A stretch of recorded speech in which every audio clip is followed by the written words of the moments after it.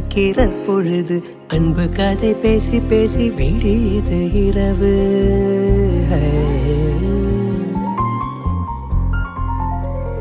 இடுகடல் தாண்டித்தான் இடுமலை தாண்டித்தான் என் கருத்து மச்சங்கிட்டு ஓடி வரும் மனசு. நாம சேர்ந்து வாழும் காட்சி ஓட்டி பார்க்கிற காதல் பூ காதல் ஒன்றே மிக உயர்ந்தது, அதை வானம் அண்ணாந்து பார்க்கும்.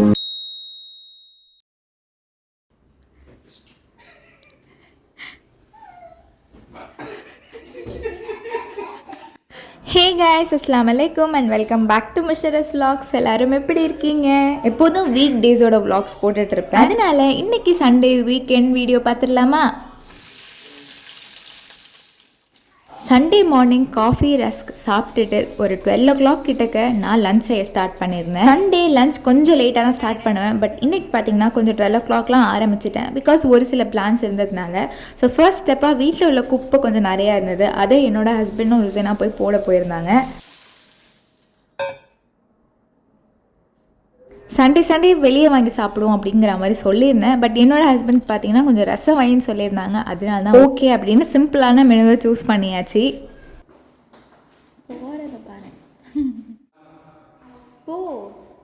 என்ன பிளான் அப்படின்னு பார்த்தீங்கன்னா குட்டி குட்டி காக்ரோச் வர ஆரம்பிச்சிருச்சு. ஸோ அந்த காக்ரோச்சை நம்ம வந்துட்டு ஸ்டார்டிங்கே வந்து காலி பண்ணி விட்டுறோம் அப்படின்னு சொல்லிட்டு இன்றைக்கி க்ளீனிங் ப்ராசஸ் தான் பண்ணலாம் அப்படின்னு சொல்லி ஆல்ரெடி கமெண்ட் செக்ஷன்லலாம் என்ன தான் புது வீடாக இருந்தாலுமே கொஞ்சம் கொஞ்சமாக வர ஆரம்பிச்சிடும் சிஸ் அப்படின்லாம் போட்டிருந்தாங்க. கரெக்டு தான். நம்ம என்ன தான் க்ளீனாக மெயின்டைன் பண்ணாலும் அது வரதான் செய்யுது. வரலனா தான் ஆச்சரியம்னு நினைக்கிறேன். ரசம்க்கு சைடிஷாக இறால் பெரட்டல் வச்சுக்கலாம் அப்படின்னு சொல்லிட்டு தான் இறாலை வந்துட்டு நான் க்ளீன் பண்ணிகிட்டு இருந்தேன். ஆக்சுவலி க்ளீன் பண்ணி தான் வாங்கிட்டு வந்திருந்தோம். பட் ஸ்டில் நம்ம அந்த மேலே உள்ள ஒரு இது மாதிரி நம்ம எடுப்போம்ல ஒரு பிளாக் கலரில். ஸோ அதுதான் நான் ரிமூவ் பண்ணிகிட்டு இருந்தேன். ஸோ ப்ரானையும் ஒரு பெரட்டல் மாதிரி பண்ணியாச்சு. வெங்காயம் தக்காளியெல்லாம் போட்டு.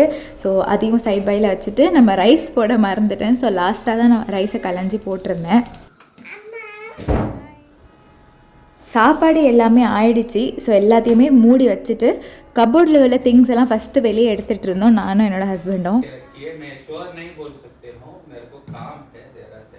ஆக்சுவலி நான் இதை வந்துட்டு அவங்க இல்லாதப்பே செய்யலாம் தான். பட் அவங்க இருக்கிறப்ப செஞ்சால் இன்னும் வந்து சீக்கிரமாக வேலை முடியும். அண்ட் எனக்குமே கம்பெனி இருந்த மாதிரி இருக்கும்னு தான் சண்டே வரையும் வெயிட் பண்ணியிருந்தேன். அண்ட் அவங்களுமே ஓகே நம்ம ஒன்றா செய்யலாம் அப்படின்னு சொல்லிட்டு சொல்லியிருந்தாங்க.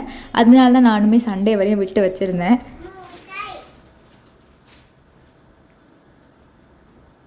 கபோர்ட்லேயும் திங்ஸ் எல்லாத்தையுமே நம்ம வெளியே எடுத்தாச்சு.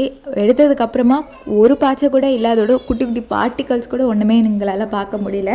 பட் ஸ்டில் நம்ம வந்துட்டு க்ளீன் பண்ணுவோம் அப்படின்னு சொல்லிட்டு நாங்கள் ஒரு சில திங்ஸ்லாம் வந்துட்டு வேறு இடத்துல வந்துட்டு ஷிஃப்ட் பண்ணோம். என்னோடய ஹஸ்பண்ட் பார்த்திங்கன்னா வந்து டக்குன்னு வர மாட்டாங்க ஹெல்ப் பண்ண. பட் வந்துட்டால் அவங்களோட 100% கொடுத்துட்டு தான் போவாங்க. ஸோ அது வந்துட்டு ஒரு ப்ளஸ்ஸான விஷயமா இருந்தது எனக்கு இதில். ஃபஸ்ட்டு எதுலேருந்து ஆரம்பிக்கிறது அப்படின்னு யோசிச்சுக்கிட்டு அப்படியே இங்கேயே நடந்துக்கிட்டு எல்லாமே எடுத்து வச்சுட்டு அப்படின்னு ஒரு மாதிரி கிளம்ஸியாக பண்ணிகிட்டு இருந்தோம், லேசியாக. எந்த வேலையாக இருந்தாலும் இந்த மாதிரி டுகெதராக ஒன்றா இருந்து நம்ம பண்ணிட்டோம்னு வச்சுக்கோங்களேன், எல்லா வேலையும் ஈஸியாகவும் முடிஞ்சிடும், ரொம்ப ஹாப்பியாகவும் சாட்டிஸ்ஃபைடாக இருக்கும்.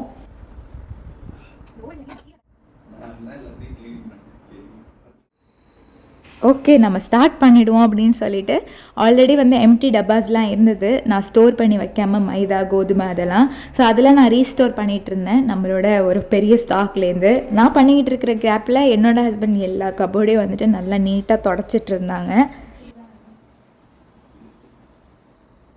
அண்ட் அந்த சிம்மினியை பார்த்திங்கன்னா நான் எப்போதுமே தொடச்சிட்டு தான் இருப்பேன். பட் நான் டெய்லி தொடப்பேன்னு சொல்ல மாட்டேன். பட் வந்துட்டு வீக்லி ஒன்ஸ் அந்த மாதிரி தான் தொடப்பேன். என்னோடய ஹஸ்பண்ட் அன்றைக்கி வந்துட்டு லைட்டாகவே தேய்ச்சாங்க. அது வந்து ஈஸியாக போயிடுச்சு. நானாக இருந்தால் தேய்ச்சி தான் அது வந்து கடைசியாக போகும்.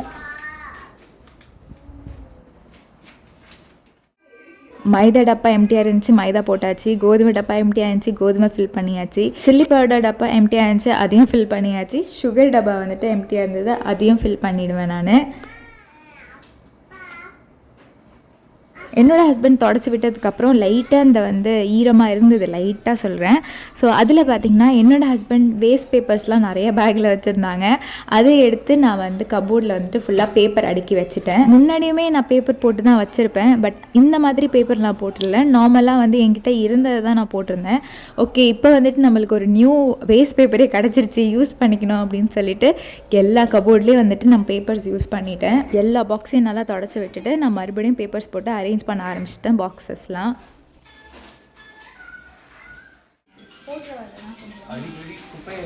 எங்களுக்கு வந்துட்டு சிங்க்குக்கு கீழே உள்ள கபோர்டில் காக்ரோச்சஸ்லாம் இருக்குமோ அப்படின்னு தோணுச்சு. அந்த மாதிரி தொடச்சப்போ பார்த்திங்கன்னா காக்ரோச்சஸ் இல்லை, பட் அதோட பார்ட்டிகல்ஸ் அங்கங்கே வந்துட்டு பிளாக்காக இருந்தது. அண்ட் நாங்கள் ஃபுட் ஐட்டம்ஸும் நாங்கள் அங்கே வைக்கவே மாட்டோம். ஜஸ்ட் வந்து பாத்ரூம் ஐட்டம்ஸ் அண்ட் சோப்பு தூள் இந்த மாதிரி தான் நாங்கள் வைப்போம். அதனால எங்களுக்கு பெருசாக வந்து ப்ராப்ளம் இல்லாமல் இருந்தது. பட் ஃபுட் வைக்கிற ஏரியாவில் எங்கேயுமே வந்து காக்ரோச்சஸ் பார்ட்டிகல்ஸும் இல்லை, காக்ரோச்சஸுமே இல்லை. அது வரையும் எனக்கு ரொம்ப திருப்தியாக இருந்தது.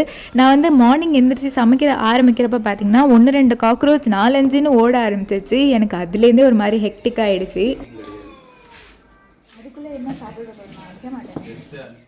அதனால தான் நான் இந்த ஒரு ப்ராசஸை பண்ணியே ஆகணும், எங்கே மறுபடியும் காக்ரோச் நிறையா வந்துட போகுது அப்படின்னு சொல்லிட்டு தான் இந்த வேலையில் நாங்கள் இறங்கிட்டோம். ட்ராவையும் நம்ம வந்து க்ளீன் பண்ணி பேப்பர்ஸ்லாம் போட்டு அரேஞ்ச் பண்ணி நான் ஒன்று வச்சுட்டு இருந்தேன். ஸோ ஃபர்ஸ்ட் ட்ராவில் பார்த்தீங்கன்னா ஃபுல்லாக மசாலாஸ் லைக் டக்குன்னு யூஸ் பண்ணிக்கிறதுக்காக கொஞ்சம் கொஞ்சமாக ஸ்டோர் பண்ணி வச்சுருக்கிறேன். மசாலாஸ்லாம் நான் ஃபஸ்ட்டு ட்ராவில் வச்சுருப்பேன். ஸோ செகண்ட் ட்ராவில் பார்த்தீங்கன்னா ஸ்பூன்ஸு, கரண்டி, பிளேட்ஸ் இதெல்லாம் வந்து நான் அரேஞ்ச் பண்ணி வச்சுருப்பேன். ஸ்பூன், கரண்டி எல்லாமே ஒன்றா தான் வச்சுருந்தேன். ஒரு ஸ்பூன் ஹோல்டரும் வாங்கணும்னு நினச்சிட்டு இருந்தேன். பட் வந்து எப்படின்னா என்னோடய ஹஸ்பண்ட் வந்துட்டு டூத் ப்ரஷ் வைக்கிறதுக்கான ஹோல்டர் வச்சுருந்தாங்க.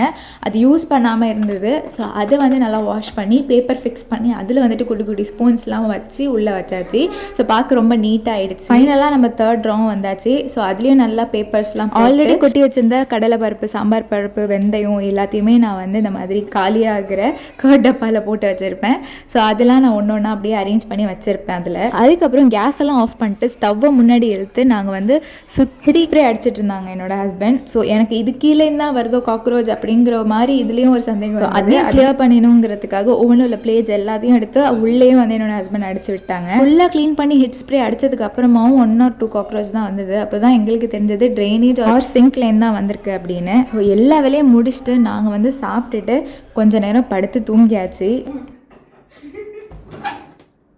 அப்புறம் நான் ஒரு 5:30க்கு எந்திரிச்சு ஃப்ரெஷ் ஆகிட்டு மயிலை போடலாம் அப்படின்னு மயிலை போட்டுட்டு இருந்தேன். பட் இன்னொன்று ஒரு ஹாப்பி என்னன்னா கிச்சனே க்ளீன் பண்ணியாச்சு. காக்ரோச்சும் நம்ம வீட்டில் எதுவும் ஸ்டோர் ஆகலை, எல்லாம் வெளியே தான் வந்திருக்குன்ற ஒரு விஷயம் தெரிஞ்சோன்னே எனக்கு ரொம்ப ஹாப்பியாக இருந்தது. கிச்சனையும் க்ளீன் பண்ண மாதிரி ஆயிடுச்சு, காக்ரோச்சும் இல்லைன்னு தெரிஞ்சிருச்சு.